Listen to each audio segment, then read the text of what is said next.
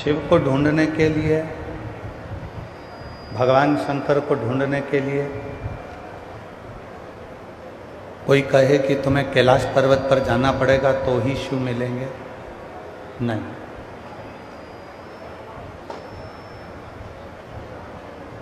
कोई कह दे कि तुमको अमरनाथ जी की गुफा तक जाना पड़ेगा तो ही शिव मिलेंगे, नहीं। कोई तुमसे कह दे कि तुम्हें केदारनाथ जी तक जाना पड़ेगा तो ही तुम्हें शिव मिलेंगे, नहीं। मान लो किसी के पास धन नहीं है, पैसा नहीं है, संपदा नहीं है, फिर वो क्या केदारनाथ नहीं गया तो क्या उसको शिव नहीं मिलेंगे? पैसा नहीं है तो वो अमरनाथ तक नहीं गया तो क्या उसको शिव नहीं मिलेंगे? पैसा नहीं है तो कैलाश तक नहीं गया तो क्या उसको शिव नहीं मिलेंगे? शिव पुराण कहती है कैलाश जाने पर शिव की प्राप्ति नहीं,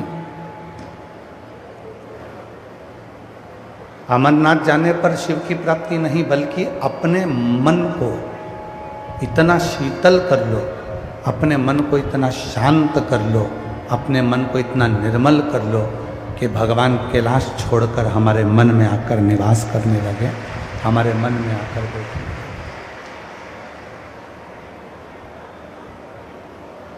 हम अपने मन को शीतल नहीं कर पा रहे।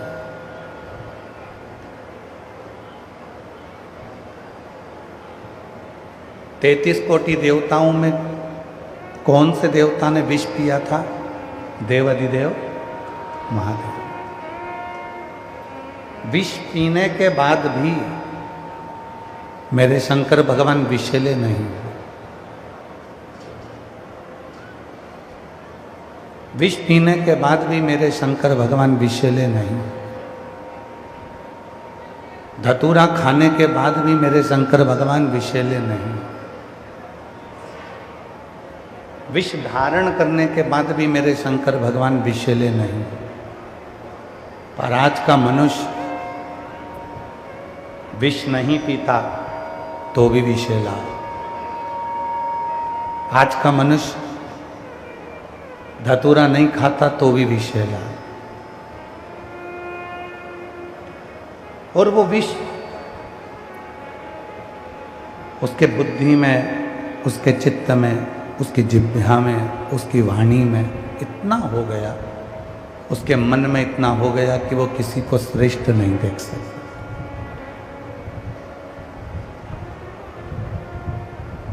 तैंतीस कोटि देवता में केवल एक देव अधिदेव महादेव ऐसे हैं। इंद्रदेव अगर उन्नति की सीढ़ी पर चढ़ते हैं तो भगवान शिव प्रसन्न होते हैं। आप लोगों को मालूम होगा कि भगवान शंकर ने चंद्रमा को अपने सिर पर क्यों लिया? भगवान शंकर चंद्रमा को अपने मस्तक पर क्यों लिए? क्या कारण था कि भगवान शंकर को चंद्रमा अपने मस्तक पर लेना पड़ा?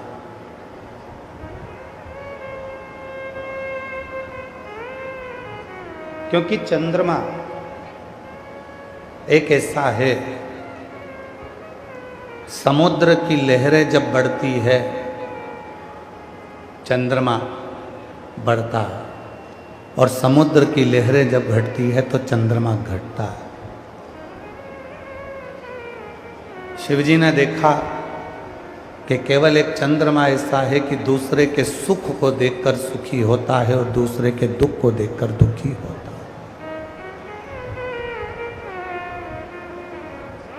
इसलिए मेरे देव अधिदेव महादेव ने, मेरे भगवान ओघड़दानी ने, मेरे शंकर भगवान ने उसको अपने मस्तक पर लिया।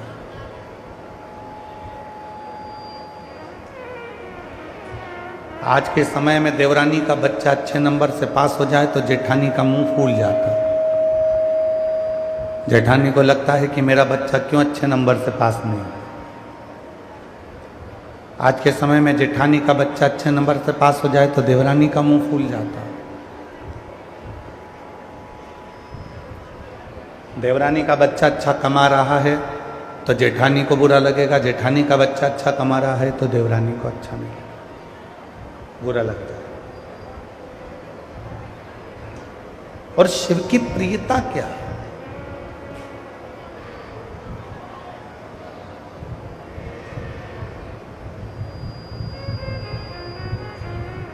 भला किसी का कर ना सको तो बुरा किसी का मत करो। पुष्प नहीं बन सकते तो फिर कांटे बनकर मत। ये शिव की प्रीता है। आप दुनिया में किसी का बुरा नहीं कर, आप अच्छा नहीं कर सके तो बुरा भी मत करो। आप किसी के लिए अच्छा नहीं बोल सके तो बुरा भी मत बोलो।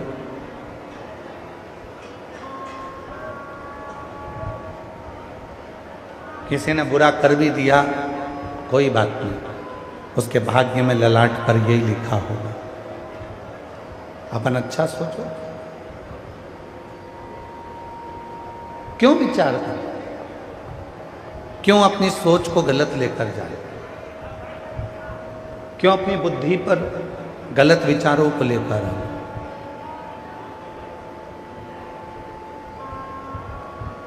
महाराज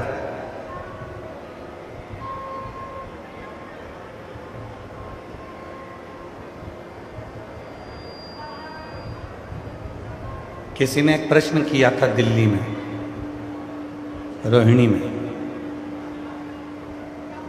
में एक प्रश्न किया किसी ने, जिस जगह पर हम ठहरे थे वहाँ, कि गुरुजी आप जब कथा करते हैं शिव महापुराण की तो भक्तों की भीड़ आती है,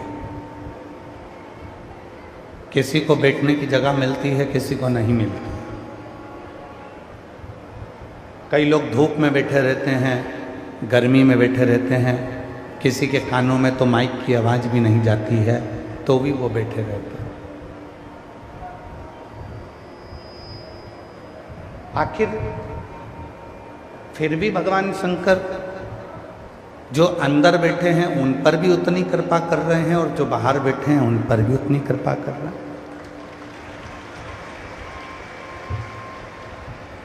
जो पंडाल के अंदर बैठे हैं उन पर भी शंकर जी की उतनी कृपा है और जो पंडाल के बाहर बैठे हैं उन पर भी शंकर जी की उतनी कृपा है। ये कैसे संभव हो सकता है?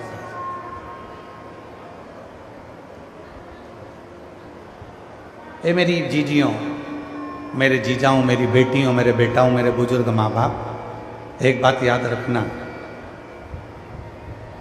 करोड़ों का धन कमाने वाला भी 2 रोटी खाता है और भिक्षा मांगकर लाने वाला भी 2 रोटी खाता है।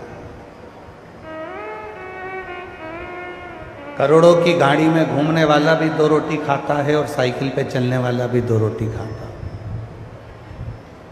बड़े महल में रहने वाला भी 2 रोटी खाता है और झोपड़े में रहने वाला भी 2 रोटी खाता है। ये जो पेट दिया है परमात्मा ने, ये रोटी के लिए दिया।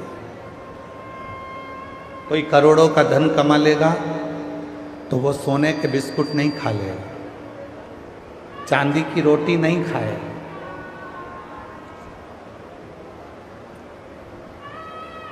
चांदी के सोफे पर बैठ जाएगा, सोने के सिंहासन पर बैठ जाएगा, पर सोना खा नहीं सकता, सोना पी नहीं सकता, चांदी खा नहीं सकता, चांदी पी नहीं सकता।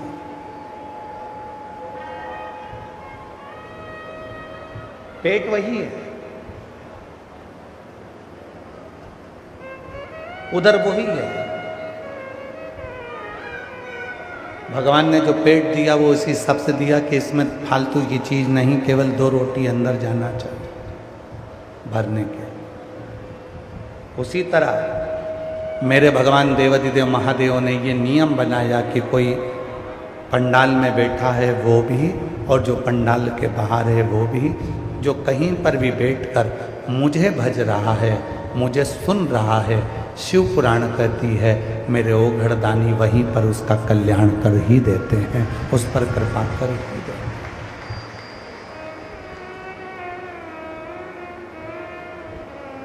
किसी ने प्रश्न किया कि दिल्ली में कि इतनी भीड़ आती है, इतने सारे भक्त आते हैं, बैठने की जगह नहीं मिलती है,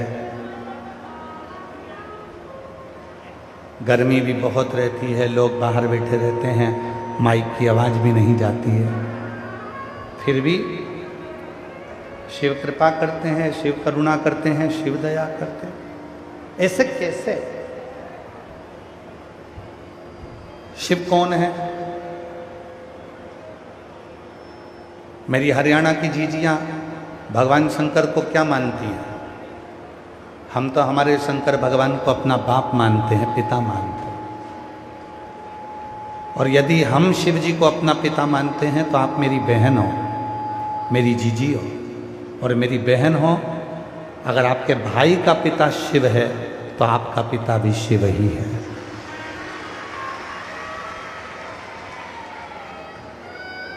यहाँ जितनी मेरी जीजियाँ बेटी हैं, जितनी मेरी बेटियाँ बेटी हैं, जितनी मेरे बेटा बेटे हैं, जितने मेरे जीजा बेटे हैं, जितने मेरे माता पिता बेटे हैं, सबका पिता एक शिव, एक शिव।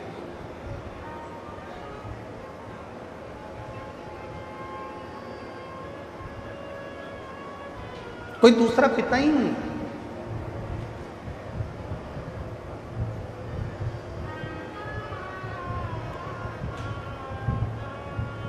शरीर का पिता और कोई हो सकता है।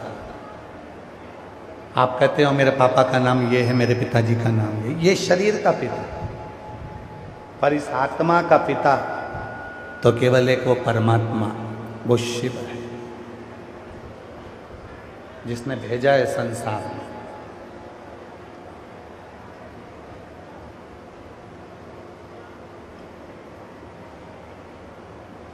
तुम्हारे घर में बुजुर्ग अगर कोई व्यक्ति होगा, बुजुर्ग पिता होगा, वो एक ही बात कहता है, नी कमाना मत कमा, पर कम से कम प्रेम से तो रहो। बोलो सही है कि गलत है? नी कमाना मत कमा, कम से कम प्रेम से तो रहो। मत कमाने जाओ, प्रेम से रहो। मैं कमा के लाऊंगा, मैं तुमको दूंगा, पर प्रेम से रहो। घर का पिता, बुजुर्ग बाप, बुजुर्ग पिता केवल तुमसे एक ही चीज मांगता है कि तुम प्रेम से रहो, इकट्ठे रहो, एकजुट होकर रहो। बाकी का सब मैं घर चला दूंगा। उसी तरह शिव भी, वो बुजुर्ग पिता हैं हमारे, वो एक ही बात कहते हैं कि तुम सब जब शिव भक्त एक साथ इकट्ठे होते हो, प्रेम आपस में बढ़ता है, तब शिव करुणा करना चालू कर देता है, कृपा करना चालू। तुम एकजुट तो रहो।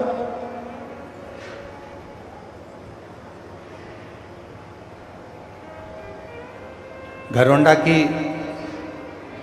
36 कौम ने,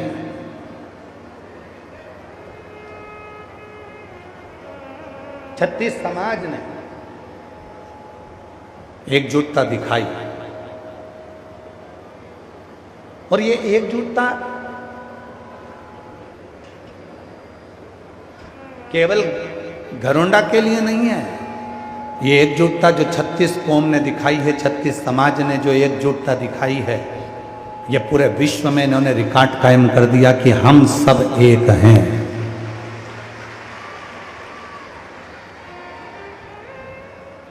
इसमें भेद नहीं है,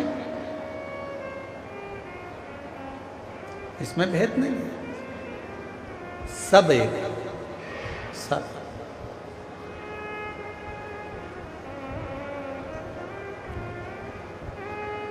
हमको स्मरण में आता है, एक बार हम कहीं से कथा कर कर आ रहे थे और लगभग 19 से 20 साल पहले का प्रसंग है। कथा कर कर आ रहे थे और कुरुक्षेत्र में हम गए। और कुरुक्षेत्र में जब पहुँचे तो इतना धन भी नहीं था कि बहुत पेट भर कर कहीं भोजन का भाग न जाए। पूछते पूछते तब किसी ने कहा यहाँ पर एक जाट धर्मशाला, जाट समाज, उस जाट समाज की धर्मशाला में भोजन मिल जाएगा, आप चले।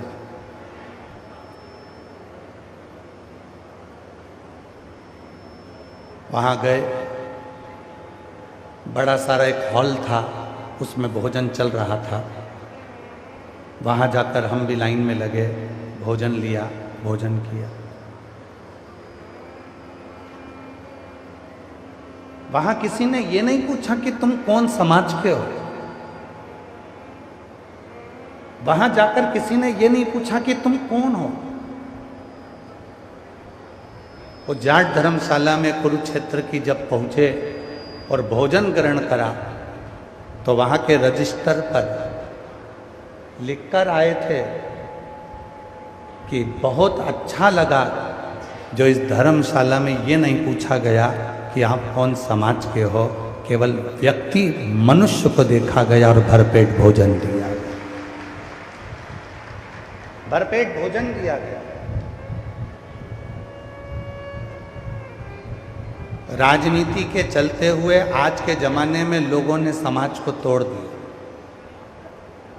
राजनीति के चलते हुए लोगों ने आज के समय में समाज को तोड़ा है, तोड़ा। पर घरौंडा के एक एक व्यापारी ने, घरौंडा के एक एक 36 कौम ने, समाजों ने दिखा दिया कि दुनिया कितनी भी तोड़ ले पर हम सब एक हैं और हम कभी टूटने वाले नहीं, हम कभी टूटने वाले नहीं हैं। शिव को क्या प्रिय है? शंकर भगवान को प्रिय है केवल आपका प्रेम। निर्मल मन सो मोहि पावा और मोहि छल छिद्र कपट ना भाव।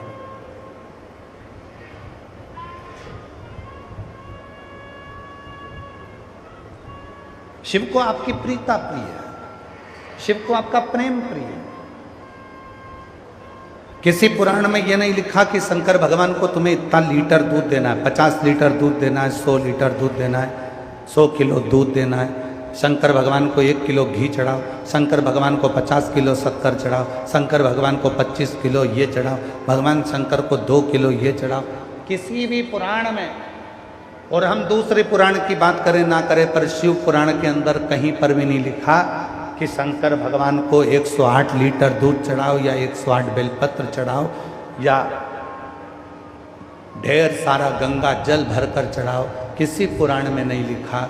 पुराण में तो एक ही बात लिखी है, कड़प की बात। वो कड़प जिसने केवल शंकर भगवान के शिवलिंग को पूजन करते हुए देखा था, उसके पास जल चढ़ाने के लिए बर्तन नहीं था, तो तालाब के किनारे जाकर मुंह में पानी भरकर आता है और शंकर भगवान पर मुंह का पानी ही डाल देता है और शिव प्रकट हो जाते हैं। शिव पुराण को ये देखिए, मुख का पानी भी शंकर भगवान को दिया और मेरा वो घड़दानी प्रसन्न हो।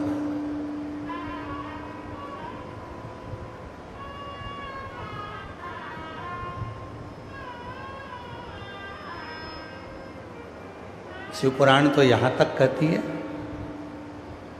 और दुनिया का जो आडंबर करने वाले हैं, दुनिया में जो दिखावा करने वाले हैं, वो कहते हैं शिव जी को ये मत चढ़ा देना, शंकर भगवान रुष्ट हो जाएंगे। सवेरे सवेरे से गूगल को खोलो, सवेरे सवेरे से यूट्यूब को खोलो, सवेरे सवेरे से इंस्टाग्राम को खोलो, कहीं ना कहीं का तुम्हें ज्ञान देता मिल जाएगा। शंकर को भूल से भी ये मत चढ़ा देना, वरना आज का दिन तेरे लिए बेकार हो जाएगा। ये राशि वाले शिव जी को ये मत चढ़ा देना, नहीं तो तुम्हारी राशि बिगड़ जाएगी। भूल से भी शंकर भगवान को वो मत चढ़ा देना, वरना शंकर जी गुस्सा हो जाएंगे। 8 प्रदोष है, आज एकादशी है, ऐसा मत करना वरना ऐसा हो जाएगा। सबने तुम्हें डराया। केवल एक शिव पुराण की कथा ऐसी है जिसने तुम्हारे अंदर के डर को निकाल दिया और तुम्हें समझा दिया कि शिव को जैसे चाहो वैसे भजो, शंकर कभी किसी का बुरा नहीं करता, क्योंकि वो तुम्हारा बाप है, वो तुम्हारा पिता है, वो कभी बुरा नहीं कर सकता, कभी बुरा नहीं।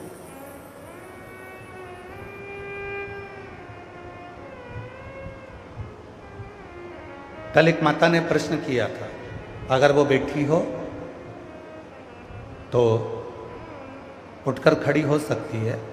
जिसने प्रश्न लिखा था कि मैं मंदिर में जल चढ़ाने के लिए जाती हूँ और मेरा पति नहीं है,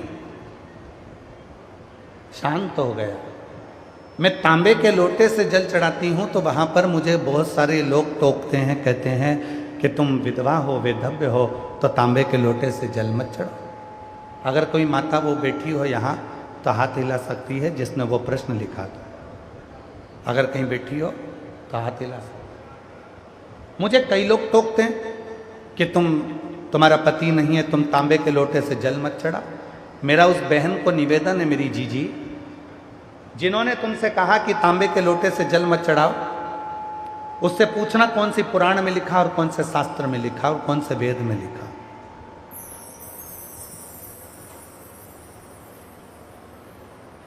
कौन से वेद में लिखा? शरीर के पति हैं, होंगे, पर आत्मा का पति तो वही है ना जिसने तुमको यहां भेजा। आत्मा का तो पति वही है। कुरुक्षेत्र के मैदान में से जो गीता निकली है वो गीता धरोंडा तक भी पहुंची है। उस धरोंडा की भूमि पर, करनाल की भूमि पर, दानवीर कर्ण की भूमि पर भी आपने स्मरण किया होगा गीता का। गीता में लिखा है, ना इस आत्मा को शस्त्र काट सकता है, ना अग्नि जला सकती है, ना वायु सुखा सकती है, कर सकता है, ना इसको कोई मार सकता है। ये आत्मा तो अजर अमर है। जब ये आत्मा अजर अमर है तो इसका पति भी अजर और अमर है, वो कभी मरता नहीं है। तो ये आत्मा हमेशा अखंड सौभाग्यवती है। इसलिए जल तांबे के लोटे से चढ़ाने में कोई हर्ज नहीं है। तुम सब चढ़ाओ, चाहे कुंवारी अवस्था में चढ़ाओ, चाहे सौभाग्यवती होकर चढ़ाओ, चाहे जैसी अवस्था में हो वैसे चढ़ाओ, कोई दोष नहीं है। ये आडंबर है केवल तुम्हारा। लोग कह देते हैं कि तांबे के लोटे से मत चढ़ाना, तांबे के लोटे से जल मत चढ़ाना, तांबे के लोटे से ये मत करना। क्या स्त्री अगर बेधव्य हो जाए तो क्या पशुपति व्रत नहीं करे?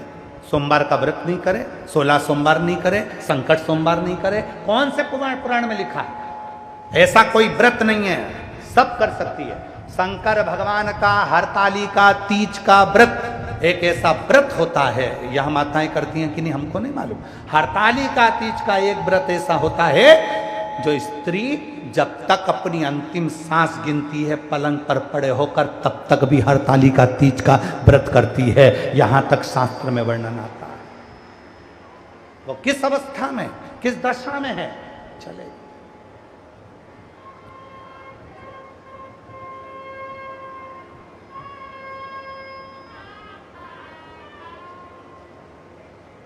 किसी ने कहा कि कपड़े बदलो, किसी ने कहा ना जाने कैसे कैसे कपड़े पहने रहते हो।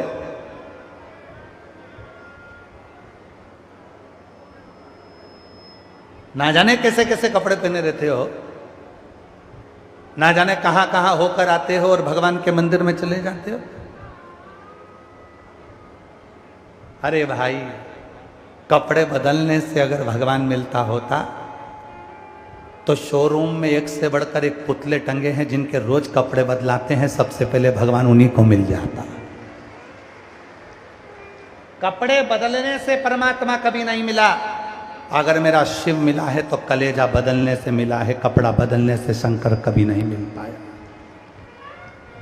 बहुत सारे मिलेंगे तुमको ज्ञान देने वाले, कपड़े गंदे हो गए, तुम वॉशरूम गए, तुम वहां गए, तुम वहां गए, तुम ऐसे गए और तुमने उसी कपड़े पर भगवान को जल चढ़ा दिया, तुमने उसी कपड़े पर पूजन कर ली, तुमने उसी कपड़े पर भजन कर लिया, तुमने उसी कपड़े पर भगवान की भक्ति कर ली, तुमने उसी कपड़े में भजन कर लिया। अरे भाई, शिव महापुराण की कथा कहती है शिव हमारा पिता और माँ जगत जननी दुर्गा भवानी हमारी माँ। और ये बच्चा जो जन्म से ही गंदा है, जो जन्म से ही गंदा है, मनुष्य तो मरते दम तक उसके शरीर में मल और मूत्र रहता है तो वो तो हमेशा ही गंदा रहता है।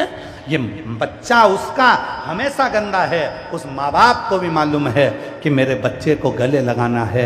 कभी माँ बाप अपने बच्चे से ये नहीं कहते कि पहले नहा के आ फिर मेरी गोद में आ, पहले नहा के आ फिर मेरी गोद में आ। माँ बाप कभी नहीं कहते, माँ कभी नहीं कहती अपने बच्चे से मैं तुझे दूध जब पिलाऊंगी जब तक नहाएगा नहीं, पहले नहा फिर मैं तुझे दूध पिलाऊंगी। बच्चा बिलख रहा है, बच्चा रो रहा है, बच्चा चिल्ला रहा है, बच्चा किरकारी भर रहा है, छोटा सा बच्चा, और माँ कह रही है इसको नहलाना पड़ेगा, माँ कह रही है इसको स्नान कराओ पहले फिर मैं इसको गोदी में लूंगी, इसको पहले स्नान करा के लाऊं क्योंकि इसने गंदगी करी थी, पहले इसको स्नान करा के लाऊं फिर मैं इसको पानी पिलाऊंगी। नहीं, माँ ये नहीं देखती कि तेरा कपड़ा कितना गंदा है, माँ ये नहीं देखती कि तेरा कपड़ा कितना गलत है, माँ ये देखती है कि बस मेरे बच्चे ने पुकारा है और मुझे उसको स्तनपान कराना है, दूध पिलाना है, मुझे गोदी में लेना है। उसी तरह परमात्मा भी ये नहीं देखता कि तुम्हारा कपड़ा कैसा है, परमात्मा तुम्हारा कलेजा देखता है, तुम्हारा दिल देखता है, तुम्हारा मन देखता है, तुम्हारा चित्त देखता है। वो ये नहीं देखता कि तुमने कौन से कपड़े पहने,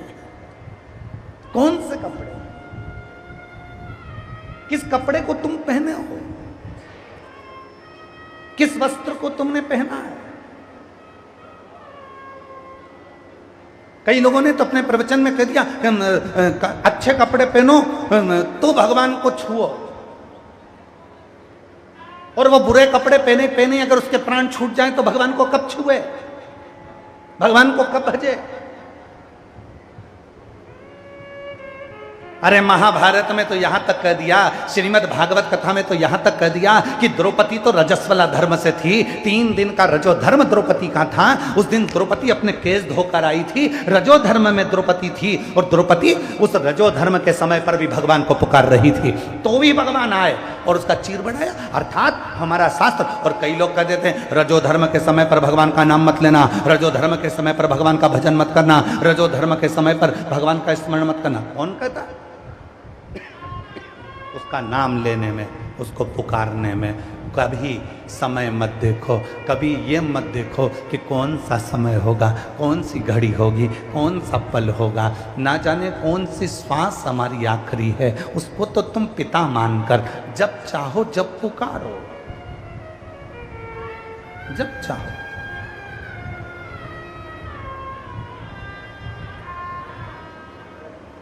और मेरे भोले तेरा सहारा है, मेरे भोले तेरा सहारा है, मेरी नैया का तू किनारा है, मेरी नैया का तू किनारा, मेरे बाबा तुझे पुकारा है, मेरे बाबा तुझे पुकारा है, मेरी नैया का तू किनारा है, मेरी नैया का तू किनारा।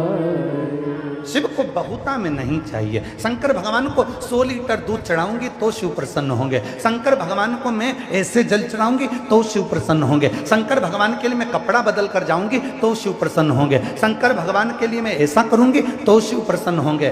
शंकर आजकल तो एक नया लोगों ने एक कावड़ को एक नया दिखावा बना दिया। लोग कावड़ लेकर आते हैं और जिनमें बहुत कावड़ लाने वाले क्या करते हैं कि कम से कम 50-50 लीटर कावड़, 108 लीटर कावड़, 100 लीटर पानी, 100 लीटर गंगा जल, 51 लीटर गंगा जल, 108 लीटर गंगा जल, 11 लीटर गंगा जल। हम उनसे पूछना चाहते हैं शिव महापुराण में कहाँ लिखा कि 100 लीटर गंगा जल की कावड़ भरो? शिव पुराण में, स्कंद पुराण में, कूर्म पुराण में, भविष्य पुराण में, नर्मदा पुराण में, एक एक पुराण को पढ़कर बताना कि कौन सी पुराण में लिखा कि 100 लीटर गंगा जल लेकर कंधे पर चलो। शिव पुराण में तो इतना लिखा है कि थोड़ा सा गंगा जल अपने दिल के हृदय में लेकर नंगे पैर शिव को भजते भजते अपने कंधे पर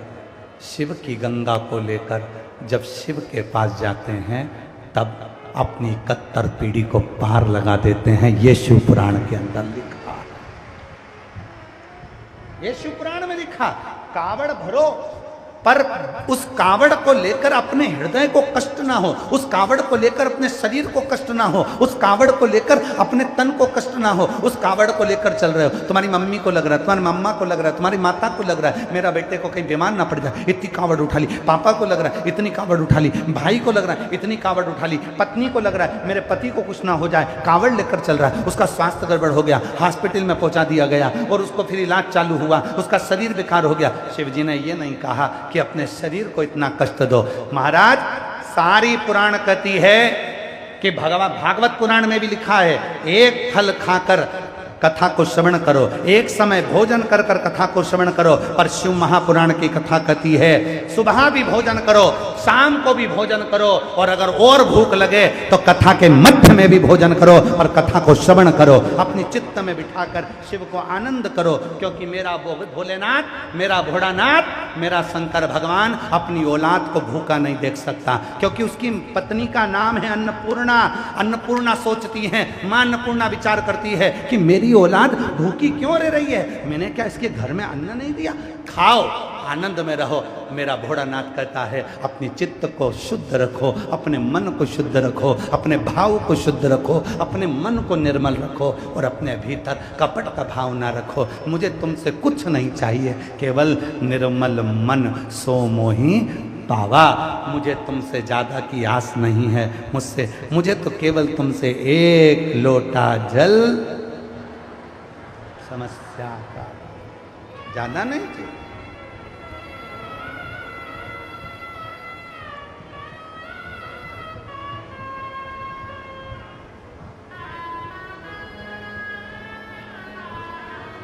ये जितने ज्ञान देने वाले तुमको मिले कि शंकर जी को ये मत चढ़ाना, पाप लग जाएगा, दोष लग जाएगा, शिव जी को ये मत चढ़ाना, आज प्रदोष है ये मत चढ़ाना। आज शिव महापुराण की कथा के कुमार खंड में लिखा है, शिव महापुराण की कथा जहां होती है, अगर उस कथा के मध्य में प्रदोष पड़ जाए, उस कथा के मध्य में सोमवार पड़ जाए, उस कथा के मध्य में यदि शिवरात्रि पड़ जाए, उस कथा के मध्य में यदि अष्टमी तिथि पड़ जाए, अगर ये चार चीजों में से कथा के मध्य में कोई भी एक चीज पड़ गई और उस दिन तुमने कथा को श्रवण कर लिया, स्वयं तुमरुका जी का चरित्र आता है।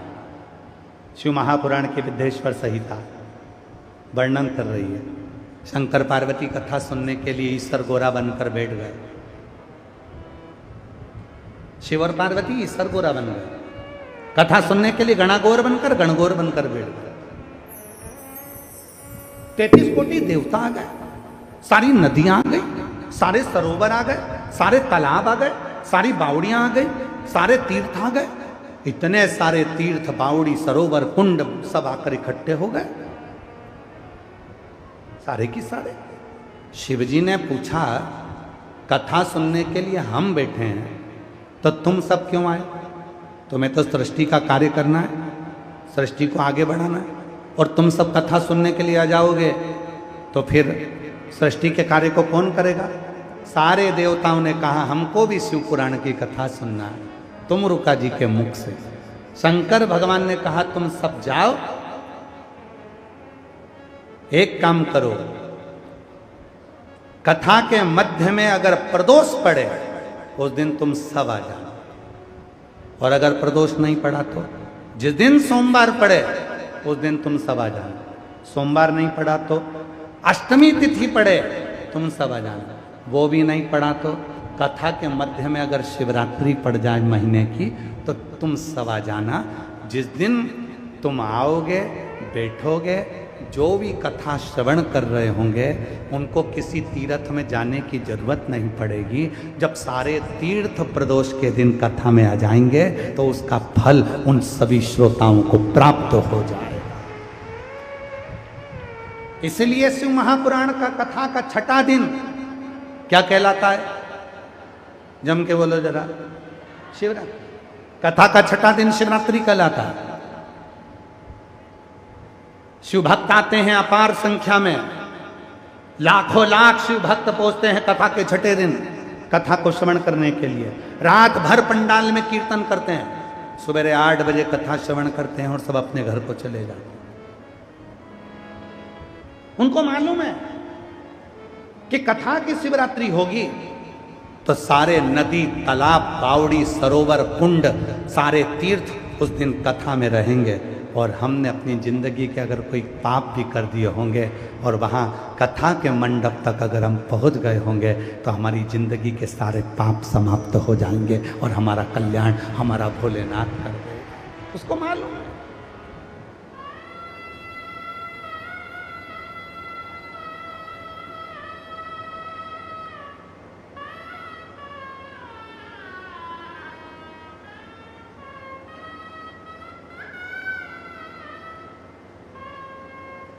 महाराज, ये कोई साधारण नहीं है। किस्मत वालों को मिलता है भोले तेरा दरबार, किस्मत वालों को मिलता है भोले तेरा दरबार। सच्ची सरकार तुम्हारी साचा दरबार, किस्मत वालों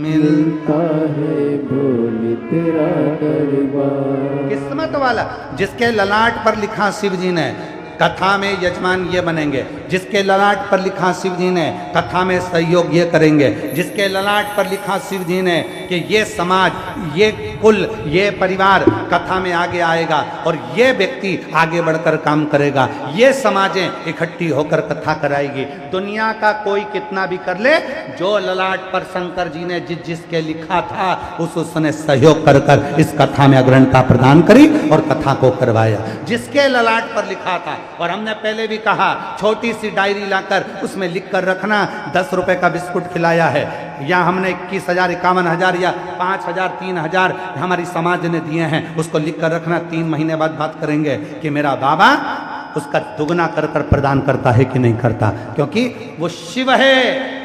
उसको कुबेरेश्वर महादेव कहते हैं, कुबेर भंडारी कहते हैं, जिसके दरवाजे पर दुनिया का सारा आनंद सुख। एक पत्र है, अच्छा है, देख।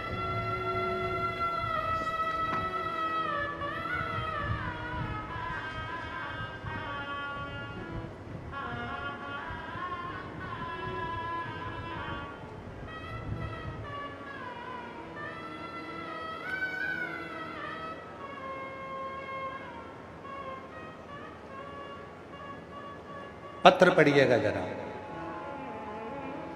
दुनिया नहीं दे सकती, जो देगा शिव देगा।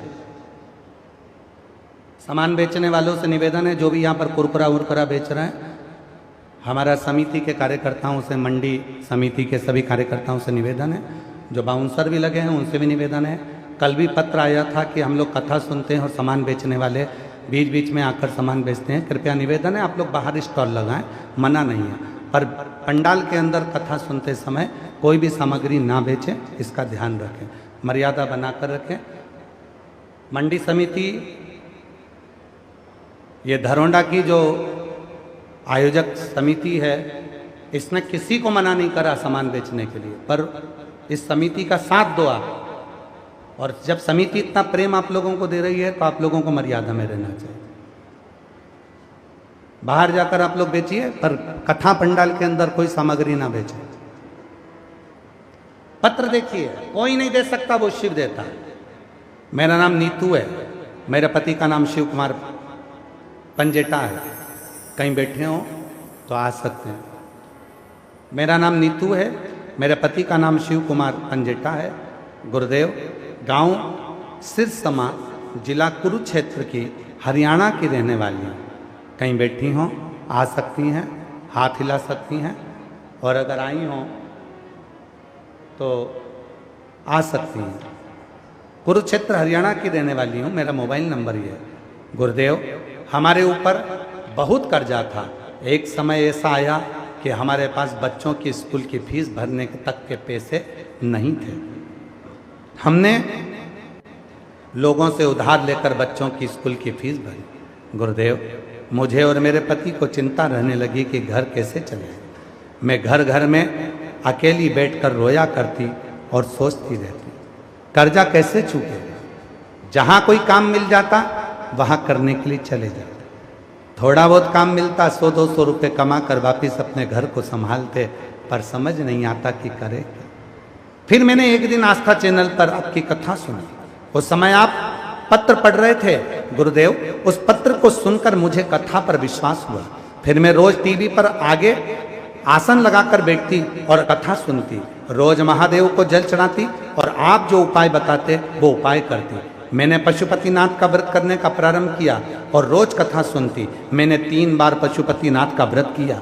फिर जब आपकी कथा भटिंडा पंजाब में आई तो मैंने भटिंडा में पंडाल में बैठकर कथा को, पहली कथा सुनी गुरुदेव, दूसरी कथा मैंने फरीदाबाद में सुनी, तीसरी कथा मैंने सिरसा में सुनी और गुरुदेव तीसरी कथा में मैंने पंडाल में बैठकर कहा, बाबा तू सबकी सुनता है बाबा, अगर मेरी मनोकामना पूरी नहीं हुई तो मैं जब भी कथा कहीं नजदीक आएगी ना तो मैं पंडाल में बैठकर सारी कथा सुनूंगी बाबा, कुछ ऐसी कृपा कर दे बाबा कि मेरी झोली भर दे। हर सावन में जैसे आप पार्थिव शिवलिंग का पूजन कराते हो वैसे मैं करने लगी। गुरुदेव मुझे नहीं मालूम कि पार्थिव पूजन की बेलपत्र रखने से कितना फायदा होता। आपने तो ऑनलाइन पूजन कराई, मैंने उसकी बेलपत्र अपने पास में रख ली और बाबा की कृपा से ऐसा काम हुआ कि मैं बता नहीं सकती गुरुदेव, कहाँ से जॉब लगा, कहाँ से पैसा आना चालू हुआ। आज बाबा की कृपा से सारा कर्जा चूक गया, हमने जमीन भी खरीद ली, आज खुद की गाड़ी, ट्रैक्टर और खुद का कंपाइन भी आज बाबा की कृपा से हो गया। कोई ऐसी चीज नहीं जो मेरे घर में नहीं, बाबा ने मुझे छप्पर फाड़ कर दे दिया। गुरुदेव आज मैं कथा सुनने के लिए अपनी ही गाड़ी से आई हूँ और बाबा को नमन करने के लिए आई हूँ, बाबा को प्रणाम करने के लिए आई हूँ। ऐसा मेरा शिव है। देवता देते हैं पल्ला झाड़ कर और महादेव देता है छप्पर फाड़ कर, वो साधारण नहीं देता। एक पत्र और है, देखिए कितना सुंदर है।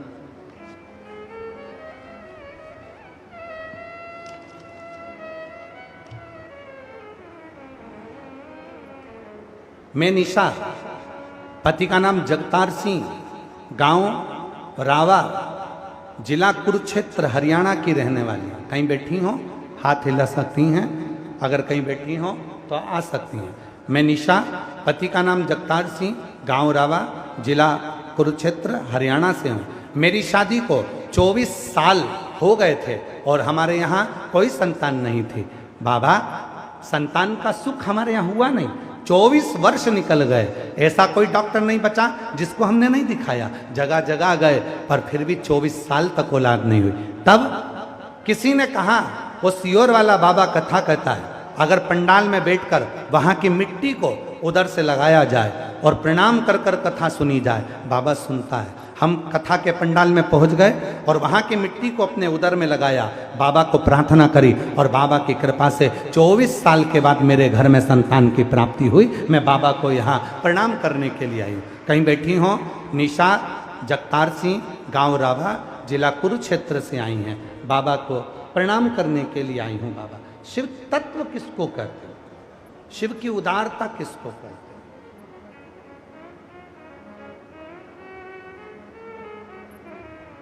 और किस्मत वालों को मिलता है भोला तेरा दरबार, किस्मत वालों को मिलता है बाबा तेरा दरबार। सच्चे सरकार तुम्हारी साजा दरबार, किस्मत वालों को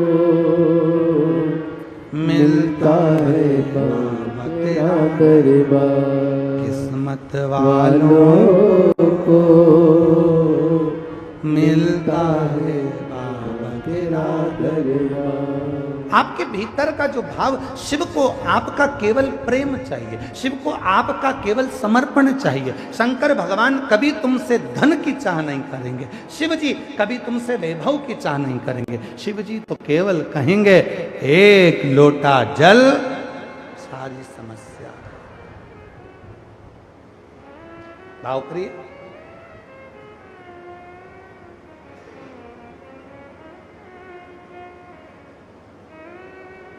शिव को केवल तुम्हारा निर्मल स्वभाव चाहिए। कैसे कपड़े पहने भगवान को मतलब नहीं है। हाँ, दूसरे को मतलब हो सकता है, शिव जी को मतलब नहीं है। तुम्हारी सहेलियां कह सकती है ऐसे कपड़े पहनकर मंदिर में था, तांबे के लोटे से जल मत चढ़ा। तुम्हारी सहेलियां कह सकती है ऐसे बेलपत्र मत चढ़ा, ऐसा ये मत कर। तुम्हारी सहेली, शिव जी कभी नहीं कहेंगे कि तुम ऐसा मत करो। वो तो कहता मेरी बेटी आई है ना अपने पापा से मिलने, मेरी बेटी आई है ना अपने बाबुल से मिलने, मेरी बेटी आई है ना अपने पापा से मिलने, पिता से मिलने, बहुत है, इससे ज़्यादा कुछ नहीं चाहिए। उसको तो अपनी बेटी का चेहरा देखना है और बेटी को अपने बाप को देखना है। बस वो बेटी और बाप का प्रेम ही शिव का तत्व प्रदान कर देता है और उसका उद्धार कर देता है। वो स्नेह दीजिए, वो प्रेम दीजिए।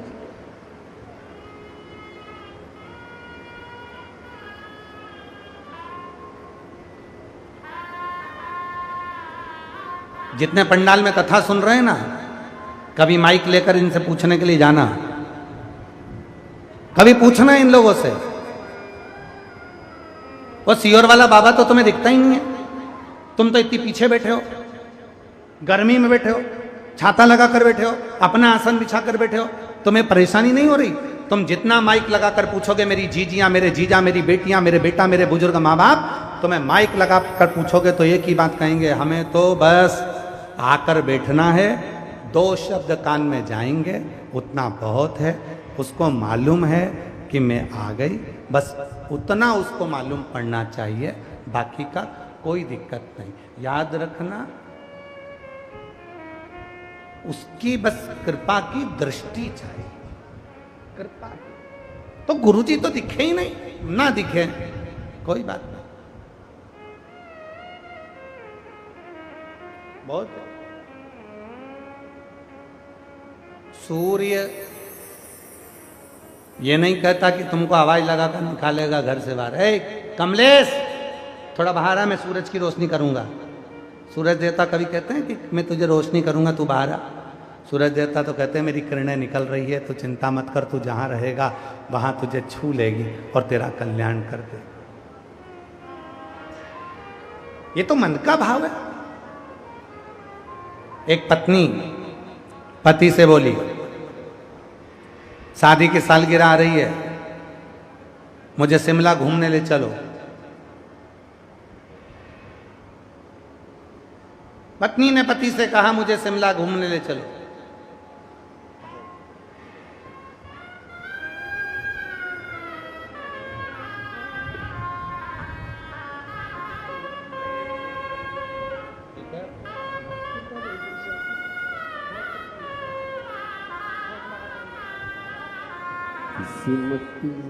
पहले बच्चों की पढ़ाई की फीस भी नहीं थी, ये स्थिति थी।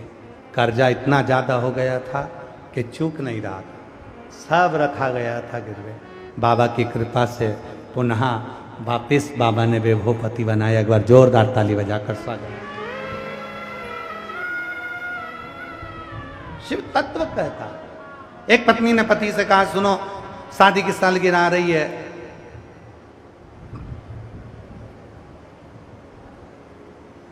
शिमला घुमा दो। पति ने कहा ठीक है।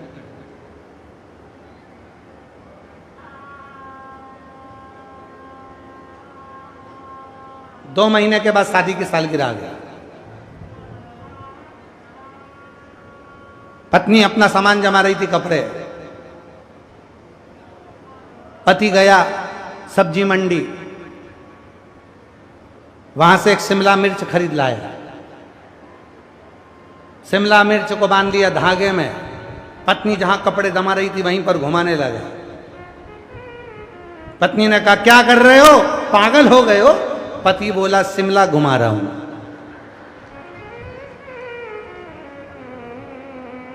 पत्नी ने माथा ठोक कर कहा मैंने कहा था शिमला घुमा लो। पति बोला वही तो कर रहा हूं, शिमला ही तो घुमा रहा हूं।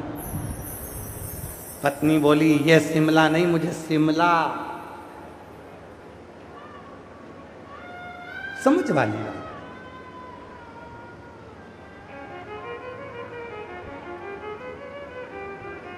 दिखावे की प्रियता नहीं शिव को, शिव को हृदय की प्रियता चाहिए, हृदय की।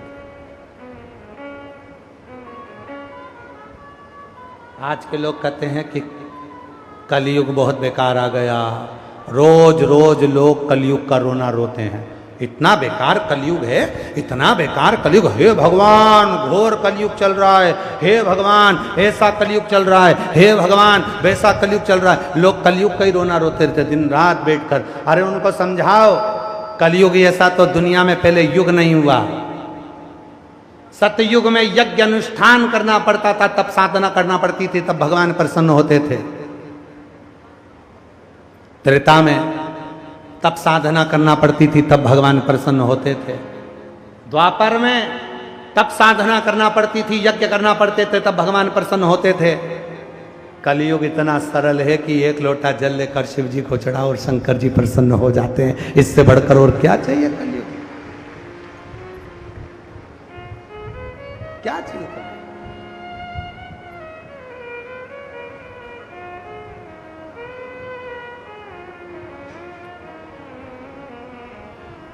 और भजन करेगा तो बड़ा ही सुख पाएगा, भजन से ही आत्मा का मेल धुल जाएगा।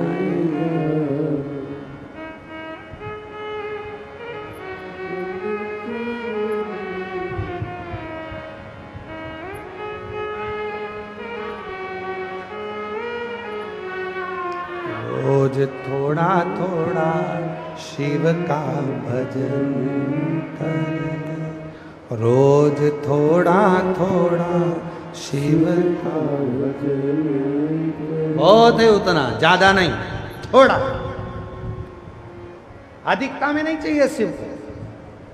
कल कथा में श्रवण करा था मलमास का चरित्र। मलमास जिसको भगवान शंकर ने अपना रूप दिया, कर्पूर गौरम करुणावतारम, अपना स्वरूप प्रदान किया। और उस मलमास को लेकर भगवान शिव भगवान श्री हरि के पास में पहुंचे और भगवान श्री हरि के सामने ले जाकर उस मलमास को खड़ा कर दिया। श्री हरि ने देखा कि मलमास आया है। भगवान ने देखा कि ये तो जब मैंने नरसिंह अवतार लिया था तो ये तो भयंकर बहुत विचित्र रूप में था, इतना सुंदर कैसे हो गया? भगवान नारायण ने पूछा कि मलमास तू इतना सुंदर कैसे हुआ? तो कहा शिव की कृपा। सत्यम शिवम सुंदर। जब शिव मिलते हैं और जिंदगी में थोड़ा सा सत्य आता है, सत्य आया, शिव मिला, शिव मिला तो जीवन सुंदर हो गया। ये शिव की कृपा से आज मुझे जो काया मिली है, ये शिव की कृपा से, शिव की कृपा। दुनिया का ऐसा कोई रोग नहीं है जिसका हल शिव महापुराण में नहीं। बस उसके लिए आपके विश्वास की जरूरत है।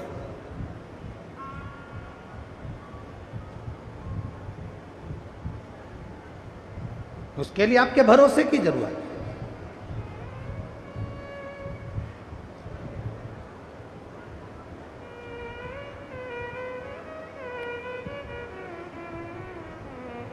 दो तरह के लोग होते हैं, एक भगवान को मानते हैं और दूसरे भगवान को नहीं मानते।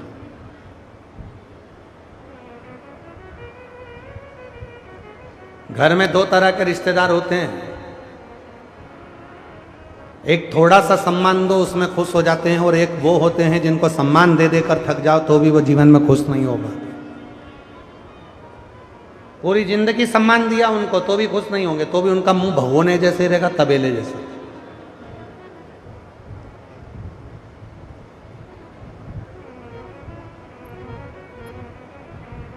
हमने तो कई बार कथाओं में लोगों को देखा, कथा में आकर ऐसे बैठेंगे जैसे इनको किसी ने मार ठोक के बिठाया, बिल्कुल सिर पे पल्ला पल्लू लेके।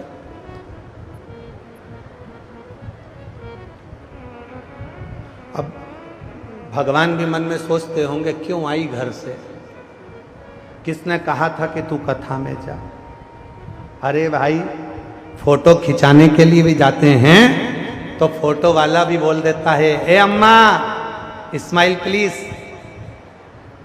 हम उसलिए, वो फोटो वाला खुद के लिए स्माइल नहीं मांग रहा, वो फोटो वाला इसलिए स्माइल मांग रहा कि फोटो अच्छा है। भगवान भी कहते हैं अगर कथा में आए हो ना तो अपने घर का पूरा टेंशन घर छोड़ो,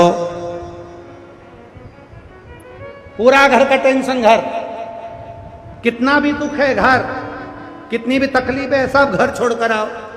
अपने पिता के पास में आए हो, कथा श्रवण करने के लिए आए हो, प्रसन्न रहना, तो भगवान को भी लगेगा इतना दुख होने के बाद भी इसके चेहरे पर कथा में हंसी है। भोलेनाथ अब ये घर जाए तो इसके चेहरे पर प्रसन्नता दे देना, इसके सारे दुख को मिटा देना, सारे दुख समाप्त कर दो, सारी तकलीफ मिटा दो इसमें, मुस्कुरा। और फिर वही वाली बात याद आ गई, वही इसमें, और भीड़ में तन्हाई प्यास मुझे तुम याद आते हो, भोले तुम याद आते हो। दुख आया कोई बात नहीं, मुस्कुराओ, तकलीफ है मुस्कुराओ, कष्ट है मुस्कुराओ, कर्जा हो गया टेंशन मत लो, मुस्कुराओ। कहीं से लोन लिया है नहीं चुका पा रहे, थोड़ा मुस्कुराओ।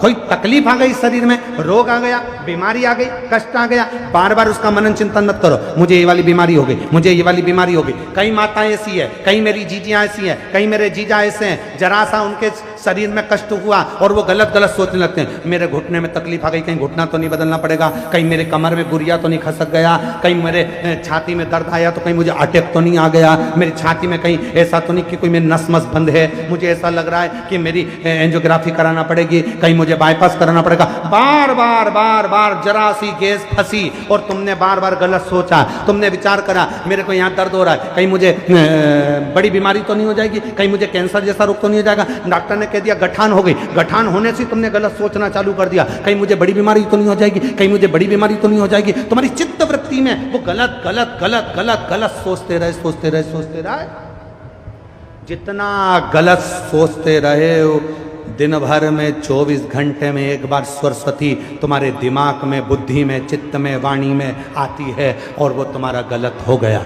कितना भी बड़ा रोग है, डॉक्टर ने कह दिया ये रोग है और तुमने सोचना चालू कर दिया, शिव जी पे जरा जल पी रही हूँ, रुद्राक्ष का पानी पी रही हूँ, शंकर जी को बेलपत्र चढ़ा रही हूँ, शिव जी के मंदिर में झाड़ू लगा रही हूँ, कोई रोग मेरे शरीर में आ ही नहीं सकता। डॉक्टर ने भले कह दिया कि 3rd स्टेज का, 4th स्टेज का, ये खराब, वो खराब, तुम्हारी किडनी, तुम्हारा लीवर खराब, भले कह दिया और तुमने सोच लिया कि मुझे कोई बीमारी नहीं, मैं शंकर जी का जल पीती हूँ, शंकर जी को झाड़ू पोछा मंदिर में करती हूँ, मैं शंकर जी को जल चढ़ाती हूँ, मैं शिव जी के मंदिर जाती हूँ, मुझे कुछ नहीं होगा, मैं अच्छी हूँ अच्छी हूँ। तुमने अच्छा सोचना चालू करा तो तुम्हारे शरीर में जो बीमारी थी वो तुरंत भाग कर चली गई। उसको मालूम है ये तो अपने को अंदर प्रवेश ही नहीं दे रही। जिसको ज्यादा गिनोगे वही तुम्हें इग्नोर करेगा, इसीलिए फालतू के लफड़े करो ही मत। कमर दुख रही है ना, ज्यादा तुम कमर को पकड़ के भगवान, अरे भगवान, अरे भगवान। अब तुमने बहू के सामने कहा कमर, बहू भी 1-2 बार साथ दे देगी, 2-3 बार दे देगी, 3-4 बार दे देगी, फिर तो कमर तुम्हारी और दर्द तुम्हारा, कौन साथ दे रहा? इसी पर एक पत्र है, बहुत सुंदर है, देखिए।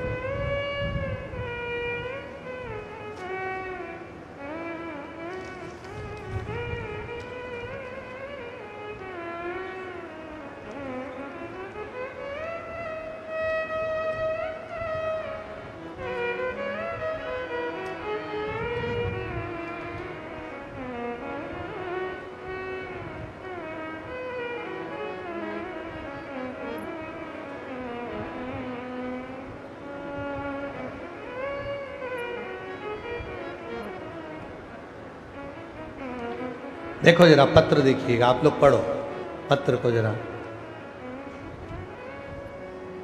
किरण सेनी, पत्नी श्री ओम प्रकाश सेनी, अनाज मंडी सहारनपुर से आई हूँ, कहीं बैठी हो हाथ हिला सकती है, अगर कहीं बैठी हो तो हाथ हिला सकती है।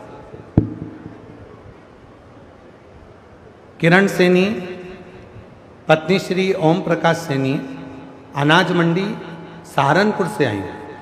कहीं बैठी हों तो हाथ हिला सकती हैं, और अगर आई हों तो आ जाए।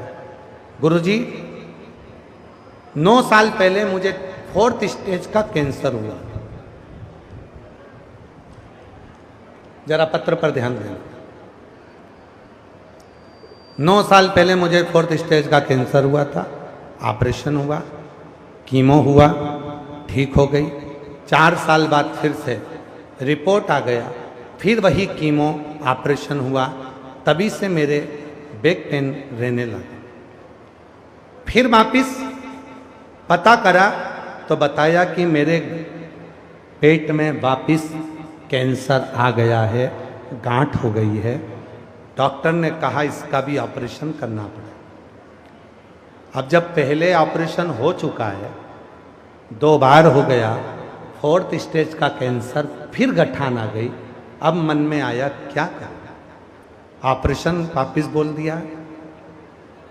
तभी मेरी एक सहेली आई और उसने कहा कि जो अभी अभी सहेली बनी थी, उसने कहा कि वो सियोर वाला बाबा कथा करता है, अगर तू कथा सुन टीवी पर और तेरा अगर विश्वास पक्का हो गया तो तुझे अब ऑपरेशन नहीं कराना पड़ेगा। ऑपरेशन की तारीख ले ली गई। हम सीहोर चले गए, वहाँ से रुद्राक्ष लेकर आ गए। रुद्राक्ष को पानी में गलाते, शिव जी को चढ़ाते। सीहोर वाले बाबा की कथा सुनने लगे, मंदिर जाना शुरू किया। सीहोर भी गई, रुद्राक्ष भी लाई, उसका जल भी पिया। दिसंबर 2025 में डॉक्टरों ने बताया कि फिर से पेट में जो कैंसर की गांठ आ गई है उसका ऑपरेशन होना है। और उसके ऑपरेशन के लिए हम जल तो पीते रहे, पानी पीते रहे, भगवान पर भरोसा हो गया, विश्वास केंद्रित हो गया, और उसके बाद भी बच्चे नहीं माने। तब मुझे ऑपरेशन के लिए लेकर गए। जैसे ही ऑपरेशन के लिए लेकर गए, वैसे की वैसे ही ऑपरेशन थिएटर में ले गए। और उन्होंने, जरा पत्र को देखिएगा, उन्होंने मशीन से देखा तो गांठ गायब थी। मैं बाबा का धन्यवाद करने आई हूं कि बाबा, ऐसा तो कभी नहीं हुआ कि कैंसर की गठान अपने आप मिट जाए, पर मेरे बाबा ने ऑपरेशन नहीं होने दिया और मेरी कैंसर की गठान समाप्त कर दी। और आज बाबा की कृपा से मैं पूर्ण तरह से स्वस्थ हूं। शिव को नमन करने के लिए, शिव को नमन करने। गलत क्यों सोचना?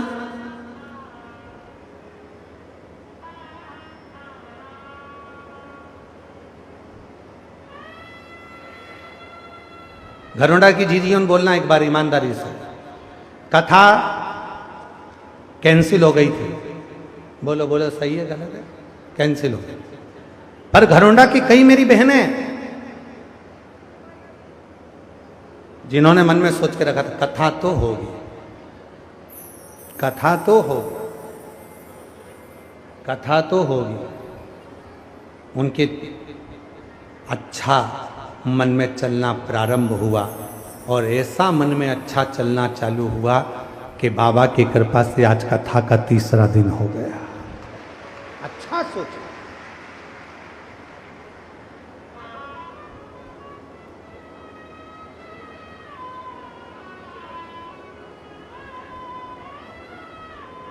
अच्छा सोचा।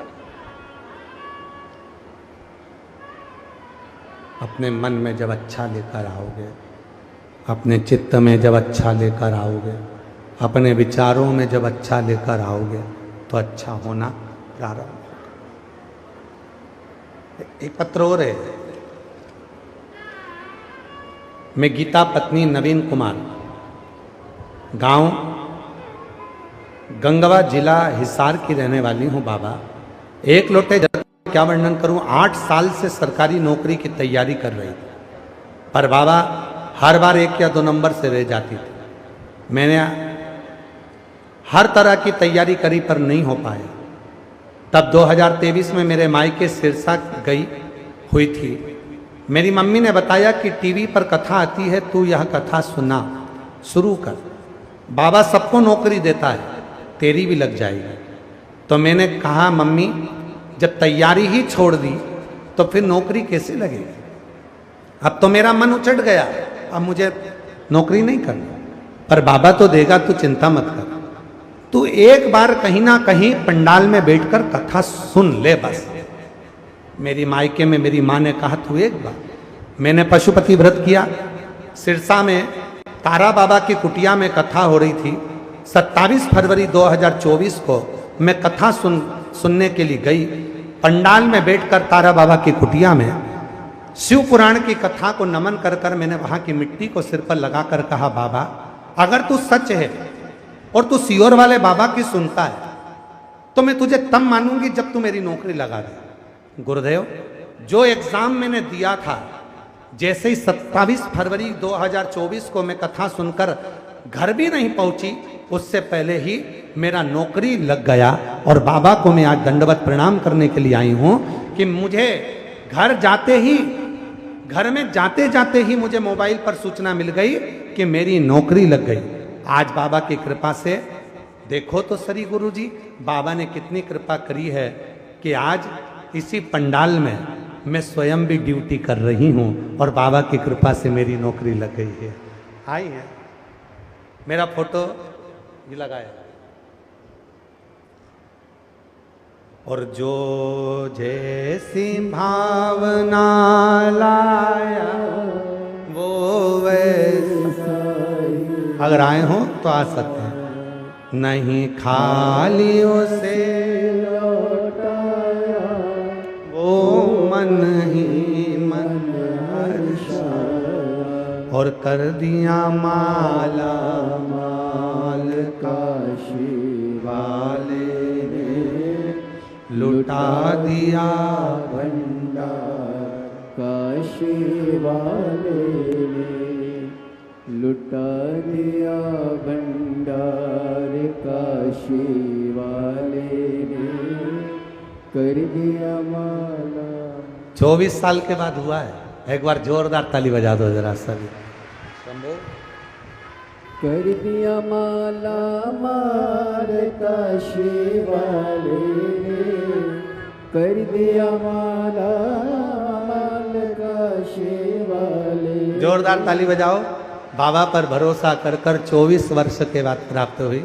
एक बार जोरदार ताली का नाम।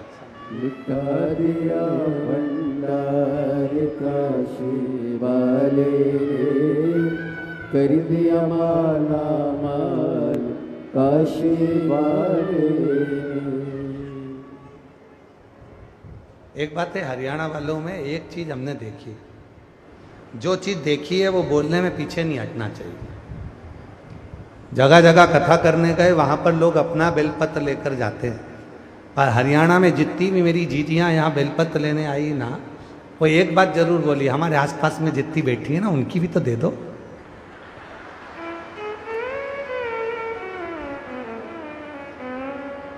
इसको कहते हैं हरियाणा, सबका सोचता है, इसको कहते हैं। और प्रणाम है मेरी जीजियों आपके भाव को, जो आप सबके लिए सोचकर चलते हो, इसलिए महादेव आपके लिए सोचकर चलता हूं। प्रणाम है, आप नमन कर। एक बात तो है, हरियाणा हरियाणा है सब।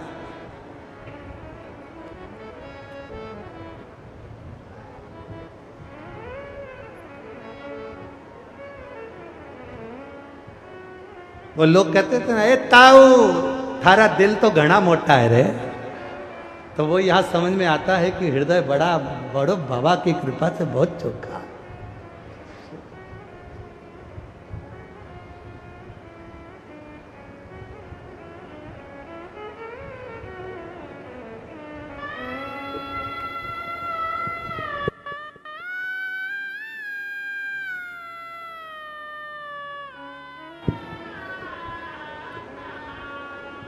जोरदार ताली बजाएं।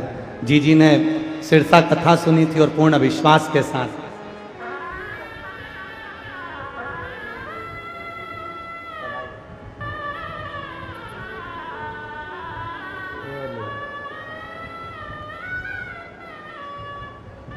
जो जैसी भावना लाया वो वैसा ही फल पाया, नहीं खाली उसे लौटाया वो मन नहीं मन हर्षाया और कर दिया माला माल काशी वाले ने लौटा दिया भंडार काशी वाले ने। शिव करुणा सागर, शिव कृपा करने वाला, शिव दया करने वाला, जिस भाव से हम उससे कहते हैं उस भाव से वो सुनता, उस भाव से। हृदय से बाबा को प्रार्थना करो, विनय करो, निवेदन करो, विनती करो। ये कथा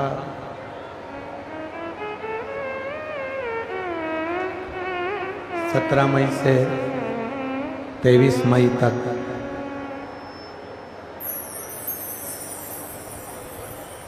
घरुंडा अनाज मंडी में चल रही है, हरियाणा में। 23 मई को ये कथा विराम होगी। फिर अधिक मास में ही एक कथा 27 मई से 2 जून गांव दूधनाल, तालुका उमरगा, जिला धाराशिव, महाराष्ट्र में दोपहर 2 बजे से 5 बजे तक शिव महापुराण की कथा अधिक मास की चलेगी। केवल एक भरोसा ही शिव को अपना बना सकता, बाकी का भगवान शंकर को अपना बनाने के लिए तुम्हें बहुत सारे दिखावे की जरूरत नहीं पड़ती। केवल एक भरोसा शिव को तुम्हारे करीब में लेकर। सती माता दक्ष प्रजापति के घर में जो जन्म ली,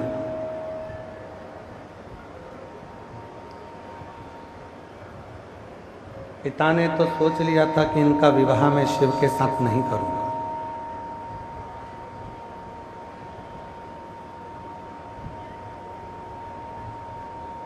और सती जी का विवाह करना भी शिव से नहीं चाहते थे दक्ष प्रजापति।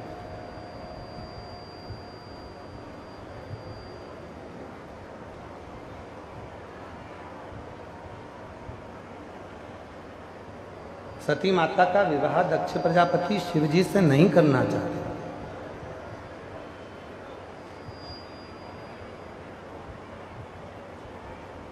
फिर भी उन्होंने जब स्वयंवर रचा सती माता का,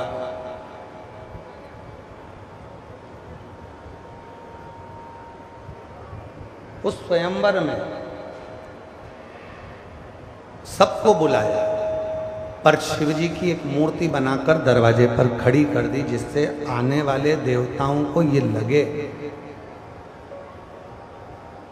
कि शंकर भगवान को दरवाजे पर द्वारपाल बनाकर खड़ा कर।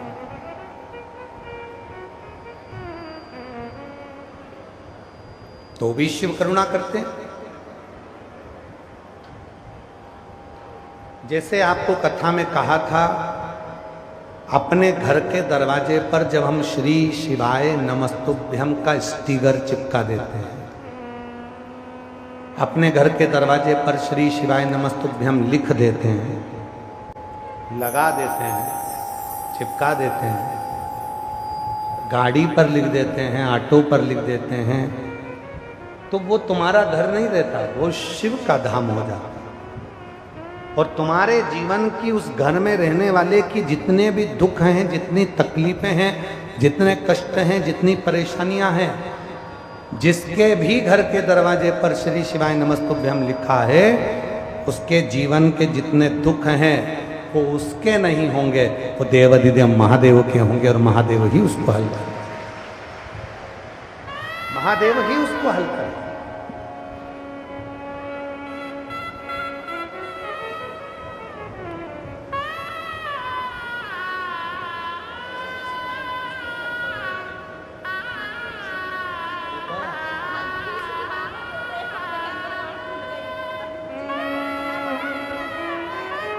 खाली न जाता कोई 2 बार पहले कैंसर हो गया, तीसरी बार का कैंसर हुआ, डॉक्टर ने कह दिया गठान बड़ी है, ऑपरेशन के लिए लेकर गए।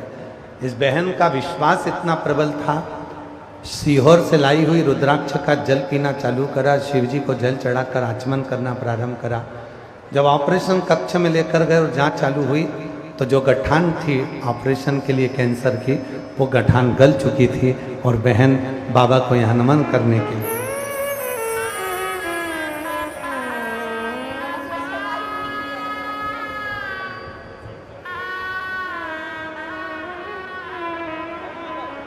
एक विश्वास,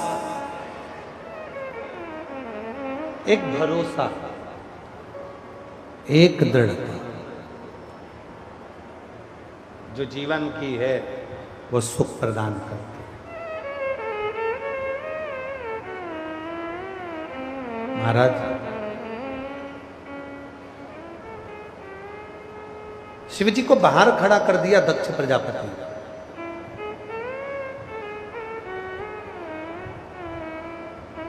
बड़े बड़े देवता सारे बैठे हुए थे। माता सती जयमाला लेकर आई है और सती माता जब जयमाला लेकर आई, नहीं आ रही क्या? देखिए आवाज नहीं जा रही है। सती माता जब जयमाला लेकर आई, सारे देवताओं को देखा, उसमें शिव नहीं थे। कितना सुंदर कहा है, तुम्हारे घर में लड्डू गोपाल विराजमान है, प्रणाम है। तुम्हारे घर में सीता राम जी विराजमान है, प्रणाम है। तुम्हारे घर में कृष्ण राधा विराजमान है, प्रणाम है। तुम्हारे घर में कुल देवी देवता विराजमान है, प्रणाम है। पर अपने घर में भले सारे देवता हैं, पर अपने घर में यदि शंकर भगवान का शिवलिंग नहीं है तो कोई भी देवता तुम्हारी पूजन को कभी स्वीकार नहीं करते हैं। तुम्हारे घर में यदि शंकर भगवान का शिवलिंग नहीं है तो तुम्हारे घर की पूजन को शिव के बिना देवता स्वीकार नहीं करते। यहां तक वर्णन है, दक्ष प्रजापति ने यज्ञ रखा था, उस यज्ञ में शिव जी को नहीं बुलाया था तो ना ब्रह्मा गए, ना विष्णु गए, ना कोई बड़े देवता गए, कोई नहीं, कोई नहीं, आते ही नहीं। राम जी मेरे शिव के बिना नहीं रहते, शिव जी राम जी के बिना नहीं रहते, भगवान कृष्ण शिव के बिना नहीं रहते, शिव जी कृष्ण के बिना नहीं रहते, नारायण शिव के बिना नहीं रहते, शिव नारायण के बिना नहीं रहते, ब्रह्मा शिव के बिना नहीं रहते, शिव ब्रह्मा के बिना नहीं रहते।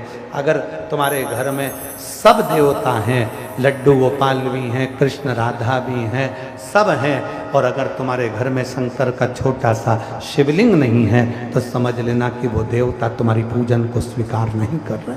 शिव के बिना तुम्हारी पूजन अधूरी है।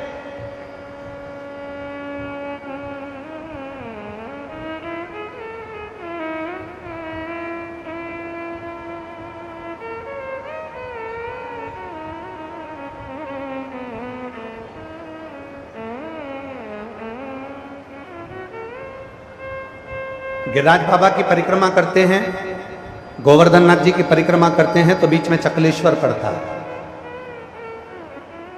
ब्रज की परिक्रमा करते हैं तो गोपेश्वर, भूतेश्वर, ये सब पड़ता है।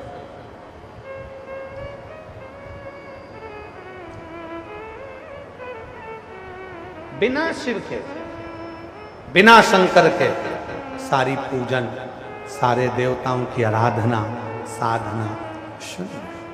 बिना शिव, शिव के बिना सब। और लगन लगी त्रिपुरारी से मैं उनकी हो गई, लगन लगी त्रिपुरारी से मैं उनकी हो गई, मेरे मन में नहीं है सखी मैं काशी जाऊंगी, मेरे मन में नहीं है सखी मैं काशी जाऊंगी, काशी जाऊंगी सखी मैं सीहोर जाऊंगी, काशी जाऊंगी सखी मैं सीहोर जाऊंगी, मेरे नैनन बरसे नीर सखी मैं काशी जाऊंगी, मेरे नैनन बरसे नीर सखी में काशी। ये मेरे मन का भाव है कि मैं सीहोर जाऊं। ये मेरे मन का भाव है कि मैं भगवान के दरवाजे पर पहुंचूं। ये मेरे मन का भाव है कि मैं शिव की आराधना करूं। ये मेरे मन का भाव है कि मैं शंकर की साधना, शिव की आराधना करूं, साधना करूं।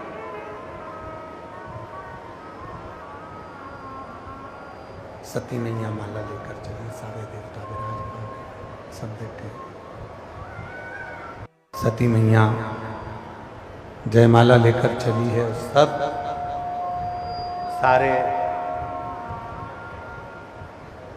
देवता बैठे हैं शिव दरवाजे पर सती का विश्वास, भरोसा है तो भगवान है, भरोसा ही नहीं तो भगवान क्या। एक पत्र है, अच्छा है।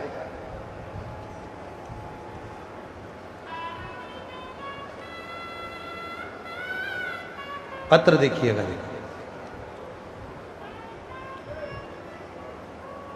मेरा नाम सुरेशो देवी है, मैं उत्तर प्रदेश के शामली जिले से हूँ। कहीं बैठी हो तो हाथ हिला सकती हैं। उत्तर प्रदेश के शामली जिले से, गांव शामली, शामला नया गांव से आई हूँ। उत्तर प्रदेश के शामली जिले से। मेरा नाम सुरेशो देवी है। मेरे 3 बेटे हैं गुरुदेव। मेरे तीनों बेटे सरकारी नौकरी की तैयारी पिछले 5 साल से कर रहे हैं, लेकिन 5 सालों से तैयारी कर रहे थे, लेकिन वह परीक्षा में फाइनल रिजल्ट से 1-2 नंबर से बाहर हो जाए। फिर एक दिन मैंने टीवी पर आपकी कथा, चैनल चेंज करते करते मैं नाटक ढूंढ रही थी, सीरियल, पर मेरा को क्या मालूम था कि वो सीरियल से मन हटकर आप में लग जाएगा। और टीवी पर आपकी कथा सुनना चालू करी। जैसा आप कहते हो कथा में कि 5 बार मैंने पशुपति व्रत करा, गुरुदेव अपने तीनों बेटों से कहा कि तुम एक बार मेरे साथ सीहोर चलो। बेटे कहने लगे मम्मी इतनी सारी जगह जाते हैं, सीहोर जाना नहीं होगा। मैंने तीनों बेटों से कहा कि तुम तीनों सीहोर चलो मेरे साथ। एक बार अगर तुम सीहोर चले और वहां कंकर शंकर की तुमने पूजन करी, वहां का रुद्राक्ष लेकर आए और वहां अपनी कामना कहकर आए, मैं पक्का कहती हूं कि तुम तीनों हर बार सीहोर जाओगे, हर 3 महीने में सीहोर जाओगे। बच्चों ने भी शर्त लगा ली, मम्मी अगर तू इतनी बड़ी बात कहती है तो हम तीनों सीहोर चलते हैं। मेरे तीनों लड़कों को लेकर मैं सीहोर चली गई और सीहोर में जाकर मैंने कंकर शंकर अपने तीनों बेटों से कहा तुम भी कंकर 5 बीनो, तुम भी कंकर ढूंढ के लाओ, तुम भी कंकर ढूंढ के लाओ। मेरे तीनों बेटे कंकर लाए 5-5, उन्होंने रखकर पूजन करी। 4 कंकर वहीं छोड़े, 1 कंकर अपने अपने साथ लिया है। जहां तीनों बेटे पढ़ाई करते थे वो कंकर उन्होंने वहां रख लिया और अपना मन पढ़ाई में लगा लिया। आपकी कथा मेरे बेटे रोज सुनने लगे सोने से पहले। रात को सोते उसके पहले मेरे तीनों बेटे कथा सुनते। तीनों बेटों ने कथा सुनना चालू करी और आप पर इतना भरोसा हो गया, मेरे बेटे कहने लगे कि अब तो सीहोर वाला बाबा कहता है तो महादेव कहता है, हम मेहनत को 4 गुना बढ़ाएंगे और एग्जाम देने जाएंगे। और मेरे बेटों ने एग्जाम देना चालू करी। अब गुरुजी शिव जी की कृपा देखिए।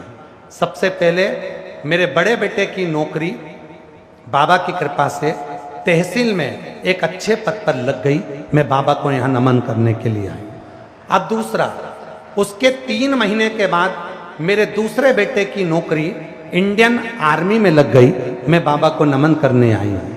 उसके 4 महीने बाद मेरे तीसरे बेटे की नौकरी, जिसने CGL का पेपर दिया था, उसकी जीएसटी के वित्त मंत्रालय विभाग में लग गई। मैं बाबा को नमन करने के लिए आई। गुरुदेव, मैं तो नहीं जानती कि आपके सीहोर के कंकर में क्या है, पर इतना जानती हूं, आप कहते हो कि कुबरेश्वर धाम आओ तो 10 जगह अपने मन को लेकर मत जाओ, सीधे ट्रेन से उतरो, ऑटो में बैठो और बाबा कुबरेश्वर के धाम में जाओ, कंकर शंकर पूजन करो और सीधे अपने घर को जाओ।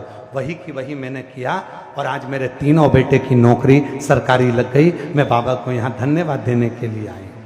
और एक लाइन लिखी है, मैं तो बाबा के भरोसे चलती हूँ, सीहोर वाले के भरोसे चलती हूँ, काशी वाले के भरोसे चलती हूँ, डमरू वाले के भरोसे चल। बाबा, आज मेरे तीनों बेटों की सरकारी नौकरी लग गई है, जिसके लिए मैं बाबा को नमन करने के लिए आई हूं। शिव तत्व किसको कहते हैं? शिव की उपासना किसको कहते हैं? शिव की भक्ति किसको कहते हैं? एक विश्वास, एक भरोसा, एक दृढ़ता, एक दृढ़ता।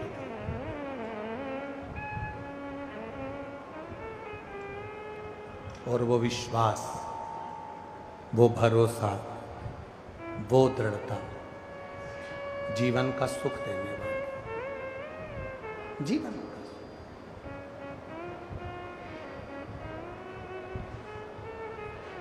आप आए हो शिव महापुराण की कथा को श्रवण करने के लिए। जहां बैठे हो वहां बैठकर जब आप आरती के बाद में भूमि को नमन कर कर, आरती के बाद में जमीन की रज को अपने हृदय से लगाकर अपने मन की कामना कहकर जब जाते हो, आप अकेले नहीं जाते। जब आप भूमि को नमन कर कर अपने मन की कामना कर कर जाते हो, आप अकेले नहीं जाते। आपके साथ स्वयं देवाधिदेव महादेव, आपके साथ भगवान शंकर, आपके साथ स्वयं शिव, आपके साथ भगवान शंकर स्वयं चल के जाते हैं, स्वयं चलते हैं, आप अकेले नहीं जाते। शंभु शंभु शंभु शंभु, हेलो शंभु शंभु शंभु शंभु, आप अकेले नहीं जाते, भगवान चल के। शंभु शंभु शंभु शंभु, आप अकेले नहीं जाते, आपके साथ शिव जाता है, आपके साथ में शंकर भगवान चलकर, शिव चलकर, ओगरदानी चलकर। और तेरी कृपा का क्या है भरोसा,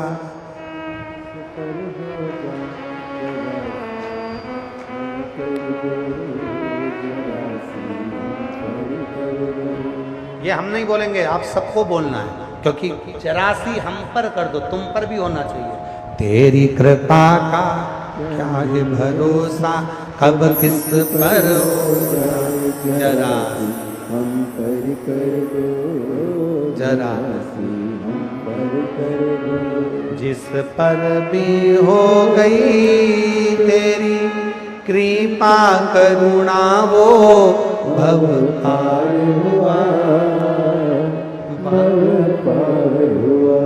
पापी हो चाहे जितना, उसका भी बाबा उद्धार हुआ, उद्धार हुआ।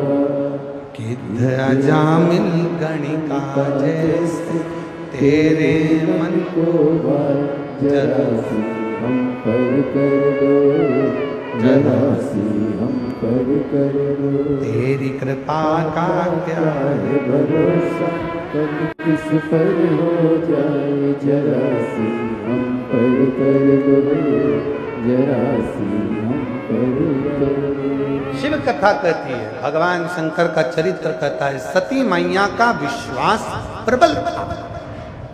और इतना भरोसा माता सती को था कि मेरे शिव आएंगे, पर मालूम पड़ा कि सती को कि शंकर भगवान की तो पत्थर की मूर्ति बनाकर बाहर खड़ी कर, पत्थर की मूर्ति बनाकर बाहर खड़ी।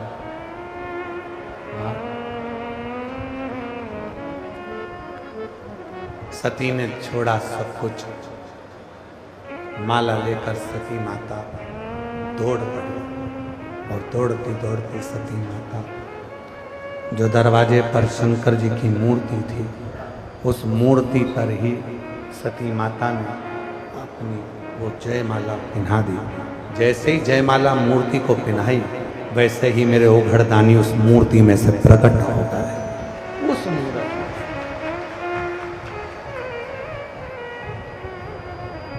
मेरे ओघड़दानी उस मूर्ति में से प्रकट हो,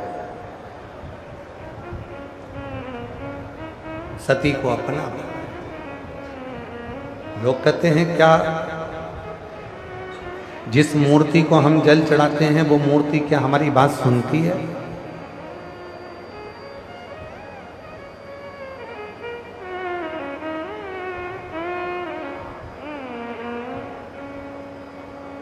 जिस मूर्ति पर हम दूध चढ़ाते हैं क्या वो मूर्ति हमारी बात सुनती है?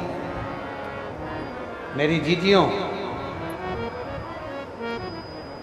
जब हम पार्थिव पूजन करते हैं, पार्थिव शिवलिंग का निर्माण करते हैं, तो उस पार्थिव पूजन में जब हम दिल से बाबा को जो कहते हैं, बाबा उसको स्वीकार करते हैं। भगवान श्री राम जी ने पार्थिव पूजन करी थी जिस समय लंका का ऊपर आक्रमण करने जा रहे थे, सेतु बांधने जा रहे थे। भगवान कृष्ण ने पार्थिव पूजन करी थी जब भगवान कृष्ण की यहाँ संतान नहीं थी, तब उन्होंने गर्गाचार्य बाबा के कहने पर पार्थिव पूजन। और मेरी जीजियों, अधिक मास का महीना चल रहा है, पुरुषोत्तम मास चल रहा है, मलमास चल रहा है। इस पुरुषोत्तम मास में 13 जून को अधिक मास पुरुषोत्तम मास की शिवरात्रि पड़ेगी। 13 जून अपने अपने घर में रहकर ऑनलाइन आस्था चैनल पर, सोशल मीडिया पर, टीवी पर शाम को 7 बजे आप और हम सब मिलकर पार्थिव शिवलिंग का निर्माण कर पुरुषोत्तम मास में पूजन करें। 13 जून 2026 शाम को 7 बजे पार्थिव शिवलिंग सब बनाकर रखना, अपने अपने घर में पार्थिव लिंग बनाकर रखना, मिट्टी का शिवलिंग बनाकर रखना। पूजन की लिस्ट हम कल आस्था वालों को भी दे देंगे, जिससे कथा जब चालू होगी तो कथा चालू होने के पहले पूजन की लिस्ट चल जाएगी कि पूजन में क्या क्या सामान चाहिए। कथा समापन के बाद भी पूजन की लिस्ट, और कथा के बीच में भी पूजन की लिस्ट चलवाएंगे, जिससे आप लोगों को मालूम पड़े कि अभिषेक में पूजन में क्या क्या सामान चाहिए। पार्थिव शिवलिंग का पूजन, पर उस पूजन में 5 चीजें जरूर चढ़ाना। वो 5 चीजें कौन सी हैं आप उनको लिख लीजिए। जो ज्येष्ठा के महीने में जो अधिक मास आया है, उस अधिक मास की शिवरात्रि पर जब अपन 13 जून को अधिक मास की शिवरात्रि पर शाम को 7 बजे अभिषेक करेंगे ऑनलाइन, तो उसमें 5 चीजें जरूरी है। पहले नंबर पर शमी पत्र। शमी पत्र ज्येष्ठ के महीने में जो शिवरात्रि होती है, उस शिवरात्रि पर जब हम शमी पत्र शिव को चढ़ाते हैं पार्थिव पूजन में, तो हमारे घर में कोई भी व्यक्ति अगर रोग से ग्रसित है या बीमारी उसको आने वाली है या बीमारी से कोई दुख है, तकलीफ है, तो शमी पत्र चढ़ाने से वो दुख उसका समाप्त हो जाता है, उसकी बीमारी मिट जाती है। तो पहले नंबर पर शमी पत्र। दूसरे नंबर पर आंखें अक्षत 11। अक्षत जानते हैं? चावल। 11 चावल के दाने सेगे आंखें, वो शिव जी को चढ़ाना है। अक्षत कार्य सिद्धि के लिए अपन को 11 समर्पित करना। दूसरे नंबर पर अक्षत। तीसरे नंबर पर बेलपत्र। केवल 1 बेलपत्र भगवान शिव को समर्पित करना। बेलपत्र सुख समृद्धि के लिए चढ़ाएंगे। और चौथे नंबर पर कनेर का पुष्प जो ज्येष्ठ अधिक मास की शिवरात्रि है उस पर कनेर का पुष्प चढ़ाएंगे। वो कनेर का पुष्प घर में जो चिड़चिड़ प्रवृत्ति होती है, क्रोध होता है, आपस में एक दूसरे से नहीं बनती है, उसको शांत करने के लिए कनेर का पुष्प चढ़ाएं। और 5वें नंबर पर भगवान शंकर को कच्चा दूध, जिसमें थोड़ा सा या तो गुड़ या थोड़ी सी शक्कर उसमें मिली होगी, वो शिव जी को समर्पित करेंगे। ऐसी 5 चीजें जो जरूरी है अधिक मास की शिवरात्रि पर 13 जून शाम को 7 बजे ऑनलाइन आप और हम सब अपने अपने घरों में रहकर टीवी के माध्यम से, आस्था चैनल के माध्यम से, सोशल मीडिया के माध्यम से ऑनलाइन पूजन करेंगे। और पूरा देश ये अधिक मास के पवित्र अवसर पर, पुरुषोत्तम मास के पवित्र अवसर पर इसकी पूजन, पार्थिव पूजन करेगा, जिससे अपने जीवन को आनंदित करेगा। सती मैया को शिव जी ने स्वीकार करा। पार्थिव पूजन की महत्वता इतनी प्रबल है कि पाषाण में भी देवता को प्रकट कर दिया। आगे समय आया, सती मैया शिव जी से विवाह तो कर ली, पर दक्ष प्रजापति के हृदय में शिव जी के प्रति सम्मान का भाव नहीं। और दक्ष प्रजापति ने शिव का अपमान कर दिया। यज्ञ की रचना, सबको बुलाया, सबको आमंत्रित कर, सब, पर शिव जी को कोई निमंत्रण नहीं दिया। भगवान शंकर को कोई निमंत्रण नहीं दिया। जब शिव जी के पास में कोई निमंत्रण नहीं आया, सती मैया को जाने से शंकर भगवान ने रोका कि तुम मत जा। नहीं, मैं चली गई सती मैया।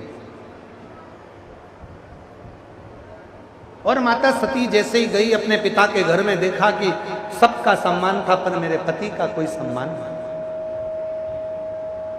जहां शिव की निंदा होती है, जहां शिव का अपमान होता है, वहां 1 मिनट भी मत रुको, चल दो। शिव की निंदा देव ऋषि नारद ने करी तो उनको बंदर का मुंह लगा था। शिव की निंदा भगवान विष्णु ने सुन ली थी तो घोड़े का मुंह लगा था। शिव की निंदा दक्ष प्रजापति ने करी थी तो बकरे का मुंह लगा था। शिव की निंदा अगर जरा सी भी होती है, हम अपने कानों से सुन लेते हैं तो हमें जिंदगी भर कहीं ना कहीं अपने कष्टों को झेलना ही पड़ता है। शिव निंदा ना तो कभी शंकर की निंदा करें, ना शंकर की निंदा सुने। क्यों सुनना निंदा? अपने कान है, कोई कचरे का डब्बा तो नहीं है कि कुछ भी कचरा इसमें डालते जाओ। कोई भी आया कुछ भी निंदा करके चले गया, बुराई कर कर चले गया। अगर तुम्हारे कानों में निंदा सुनने का सुख है तो नीचे लिख दो डस्टबिन। मेरा कान नहीं है कचरे का डब्बा, लिख दो नीचे डस्टबिन, और ऊपर लिख दो यूज मी। मेरा कान नहीं कचरे का डब्बा, इसमें कचरा डालो। निंदा डालिए, चुगली डालिए, बुराइयां डालिए, नहीं। दक्ष प्रजापति ने शिव की निंदा कर दी थी, इसलिए दक्ष प्रजापति सती मैया के प्राण छोड़ने के बाद कटासीर अग्नि में गिर गया। दक्ष प्रजापति को बकरे का मुख लग गया। बकरे, और वो सती माता जो जलकर भस्म हुई थी, वो हिमालय राज के घर में माता पार्वती के नाम से प्रकट। बाल्यावस्था से ही माता पार्वती जी शिव की साधना में लगी रही।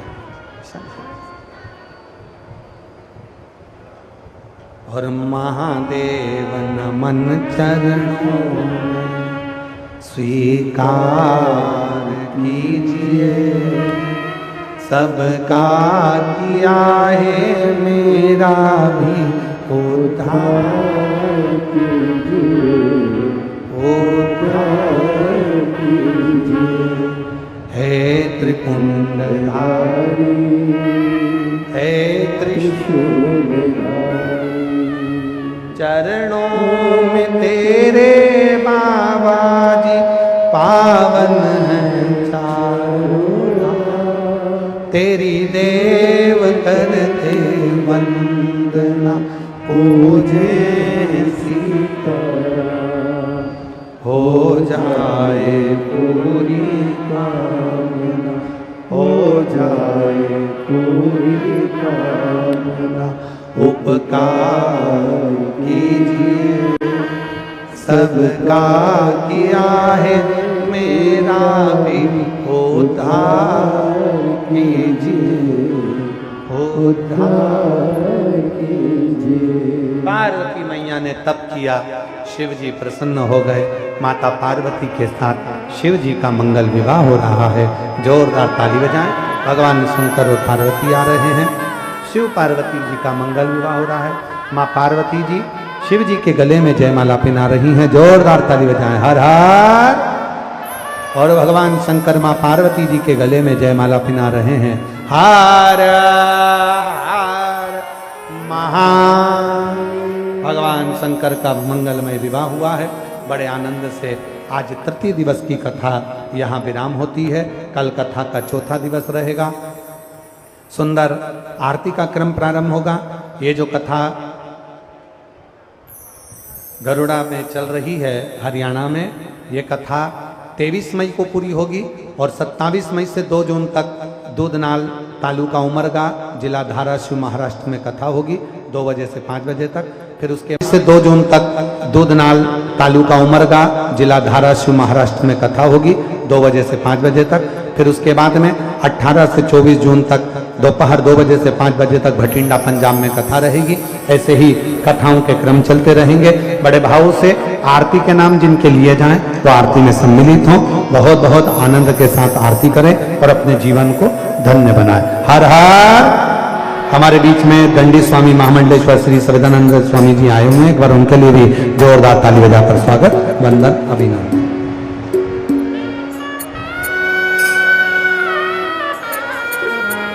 सभी सेवाई नमस्ते।